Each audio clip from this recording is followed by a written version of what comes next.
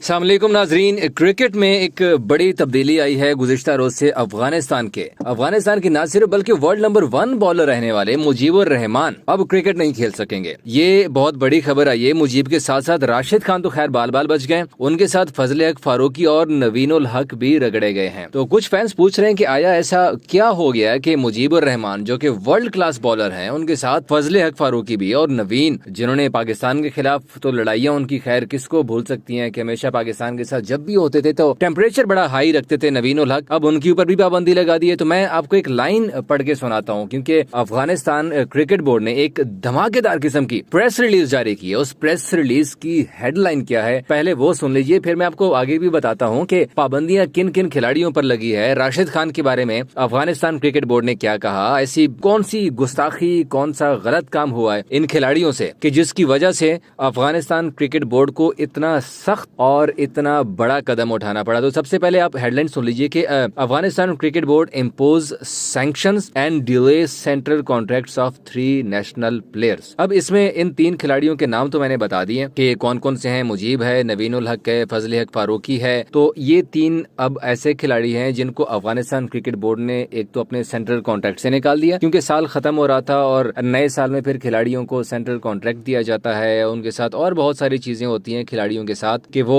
की जाती हैं। लेकिन अब क्योंकि अफगानिस्तान में हुकूमत भी तब्दील हुई है, आपको पता है नई हुकूमत है, नया क्रिकेट बोर्ड है और बड़ा स्ट्रिक्ट किस्म का एक रूल रखा हुआ है। लेकिन ये रूल यार अच्छा भी है किस्म का देखा जाए। आज पाकिस्तान के साबिक टेस्ट क्रिकेटर और जूनियर टीम के कोच मोहम्मद यूसुफ ने भी अफगानिस्तान क्रिकेट बोर्ड की तारीफ की कि आप लोगों ने बड़ा अच्छा किया है कि इन तीनों खिलाड़ियों पर पाबंदी लगा दी है। तो ये पाबंदी क्या है पहले मैं आपको जो प्रेस रिलीज है पूरी वो भी सुनवा देता हूँ लाइन बाय लाइन, ताकि आपको बड़ा क्लियरली समझ आ जाए कि Afghanistan cricket board has decided to delay the 2024 annual central contracts of national players Mujeebur Rahman, Fazal Haq Farooqi and नवीन उल हक मुरीद। Additionally, the board has opted not to grant them NOC, no objection certificate, for the next 2 years following their intention to be released from their national central contracts. अब Afghanistan cricket board कह रहा है कि हमने इन तीनों खिलाड़ियों को सेंट्रल कॉन्ट्रैक्ट ना देने का ऐलान किया है और इनको NOCs भी नहीं दिए जाएंगे अगले 2 साल तक, ताकि ये जो इंटरनेशनल लीग्स हैं जो वो खेलते आ रहे हैं, चाहे वो IPL है, चाहे वो IL T20 है, चाहे वो बिग बैश है, चाहे वो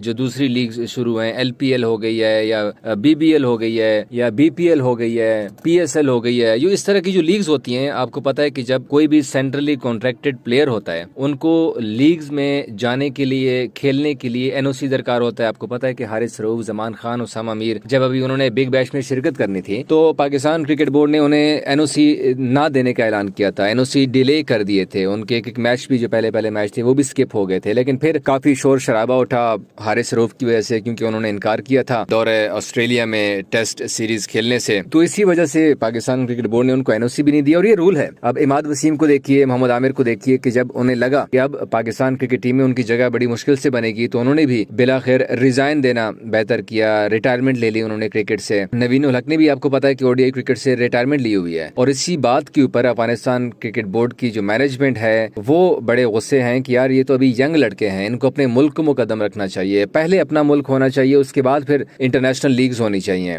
लेकिन उन्होंने क्रिकेट खेलने से इनकार कर दिया, क्योंकि यार जाहिर सी बात है अगर आप एक IPL का सीजन खेल लेते हैं या एक IL T20 का सीजन खेल लेते हैं तो आपको फिर कुछ और काम करने की जरूरत नहीं है, इतना पैसा आपको मिल जाता है। तो इसी वजह से जो अफगानिस्तान के खिलाड़ी जो कि लीग्स में पैसों के पीछे भाग रहे थे उसको रोकने के लिए अफगानिस्तान क्रिकेट बोर्ड ने यह नया तरीका इख्तियार किया। उनको सेंट्रल कॉन्ट्रैक्ट भी CB निकाल दिया और उनको NOCs भी नहीं दिए गए। अब उनको मजबूरन या तो रिटायरमेंट लेनी पड़ेगी या जिस तरह आमिर और इमाद वसीम ने रिटायरमेंट ले ली। लेकिन अफगानिस्तान में आपको पता है कि अगर आप रिटायरमेंट ले भी लेना तो बोर्ड के पास और भी टैक्टिक्स होते हैं खिलाड़ियों को रोकने के, क्योंकि इन लड़कों ने खुद कहा था आगे जो press release Afghanistan cricket board ने जारी की, the insistence on not signing the central contract for these players और their involvement in commercial leagues prioritising their personal interests over playing for Afghanistan. तो बोर्ड ने बड़ा क्लियर कट लिख दिया था कि इन तीनों खिलाड़ियों ने कहा था कि हम सेंट्रल कॉन्ट्रैक्ट्स के ऊपर जो है वो दस्तखत नहीं करते, क्योंकि कमर्शियल लीग्स हो रही हैं और उनमें उनका इंटरेस्ट ज्यादा था बजाय मुल्क की तरफ से खेलने का। और इसी बात पे फिर मोहम्मद यूसुफ ने भी आज ट्वीट किया, ये बड़ा अच्छा काम किया अफगानिस्तान क्रिकेट बोर्ड ने कि इन तीनों खिलाड़ियों को